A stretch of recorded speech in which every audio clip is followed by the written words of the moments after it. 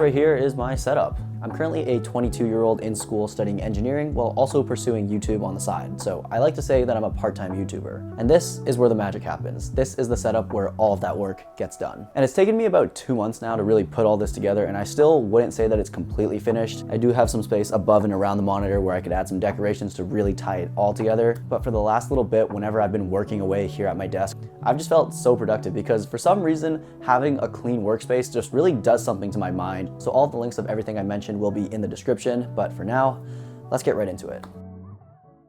So I guess the easy thing to start with is actually this desk here, which as you can see is actually a sit-stand desk with like the control right here. And this was sent to me a while ago for a brand deal, but I only really partner with brands that I actually care about and actually think I would want and my audience would want. So when they reached out to me for a standing desk, this just made sense because like I said, my setup is super important to me and how I work. And I guess the next big thing that catches your eye when you walk into my room is this huge monitor. This right here is a 40-inch ultra-wide. It's from MSI, and the only reason I bought it is because it's from Costco. I'm definitely a Costco guy. This costs like $500, which is kind of insane because when I think back to like 6-7 years ago when I built my first computer, monitors were way more expensive back then. I spent like $300 on my first monitor. It was half the size, like half the resolution, and half the refresh rate. I might be getting the exact specs wrong, but I'm pretty sure it's 40 inches, 144 hertz, 1440p ultra-wide. But this has been my first time working with an ultra-wide, and I've just seen so many YouTuber setups, like as they're editing, they have their entire Premiere timeline. You could fit like a year on that timeline. And since making videos is a pretty big part of my life, I knew that this time I wanted to get an ultra-wide. I've also ran 2 monitors before, so that's kind of like an ultra-wide, so I knew that one monitor definitely would not be enough for me. Plus, for a monitor of this size and these specs, it was relatively cheap.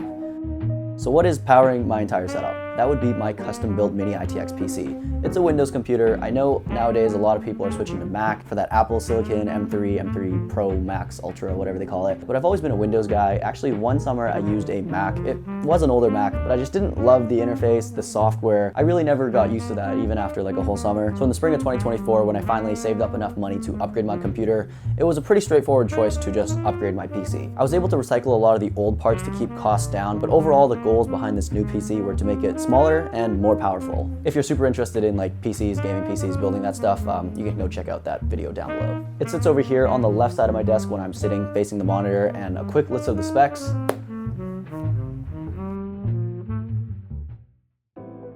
So in terms of tech and what I have on my desk, what are we looking at? So we can start with this thing, my keyboard. This is a mechanical keyboard off Amazon that I bought over the summer. I believe it's like a Sea-Doo Nebula 65, and I bought it because it's cheap and I needed a keyboard. It's probably not like the fastest response keyboard, but I just wanted something that would work. I don't really care about RGB. This does have it, but I actually never use it. And yeah, I really just wanted something that looked good and also sounded good. And I would say that this sounds pretty good. Like 60 bucks, that sounds pretty good. For my mouse, I actually run 2, and the one that I use for like 99% of the time, but ever since coming back to school, it's actually been 100% of the time, is the Logitech MX Master. I think this is the 3S, and you guys don't need me to tell you how good of a mouse it is for productivity. You guys have heard before. I've really only set up shortcuts in like my editing software, but that's what I really need it for. And it's also just like a nice size. I have pretty big hands, I would say. When I hold this and I'm working away for like hours on end, it just feels good. My second mouse is a Logitech G305. I'd probably say it's like the cheapest gaming mouse that you can find. I wanted it to be wireless because I didn't want it to sit at my desk all the time. It kind of just sits in my drawers and I just bring it out when I'm playing something. And beside that, I have my speakers. These are the Creative Pebble Pro sound. What are these? The Creative, man, I still have the box, let me check. These speakers right here are the Creative Pebble Pros. And I typically edit and work with headphones on, but one day I just walked into like this computer shop right down the street, and yeah, I just went in to look around, not expecting to buy anything, and then 20 minutes later I walked out and they ended up here on my desk. Jokes aside, they're pretty good speakers. I like that it has its own volume control. It also has RGB, I turned that off, and it's really just music and editing for myself, so it works. And actually a recent addition, the reason I've been holding off on making this video was because I didn't have a mouse pad. So I bought this one off Amazon, and this is the first time that I've bought a mouse pad that wasn't the traditional gaming mouse pad. You know, that type of material that's kind of like synthetic and plasticky. I don't really know what it is, but it's mouse pad material. I decided to go for this like wool and felt mouse pad. I found it on Amazon, again, I'll link it in the description. And it was like $15, showed up in a day, and I like the color and size of it, but I'm not sure if it's really the best mouse pad. Underneath this bamboo monitor stand here, I have my iPad Pro. I also have the Apple Pencil, and I just use it to take notes in class, do assignments, things like that. And then to go with that, when I'm on the move, this is my Microsoft Surface Laptop 3 with a dbrand skin on it. It's really just like schoolwork stuff at this point. Google Chrome, watching lectures. Sometimes I code on it, but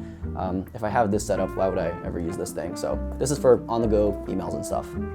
Also here on the left side, I just kind of hide away some cables and things that I don't need often. Things like an SD card reader, SSD, external storage. Especially with this camera right now and new cameras, footage is so heavy. Like I could shoot a video and each video is like 100 gigabytes. So I just kind of burn through storage all the time. Beside that, I have my only other lens. Currently, I'm shooting on a Sony a6700 with an 11mm lens. And this right here is a Tamron 17-70. I think that having a wide angle plus a zoom lens is like a deadly combo. So this is what I've been running for the last year. Honestly, this is usually somewhere else, like in a drawer, but I was just shooting on it. So it can sit on my desk for now. And beside that, I have my headphones of choice. These are the Sony XM4s. I've been using these since Christmas of last year, and honestly, I love them. I got them on a sweet deal from Costco, and I use them for everything.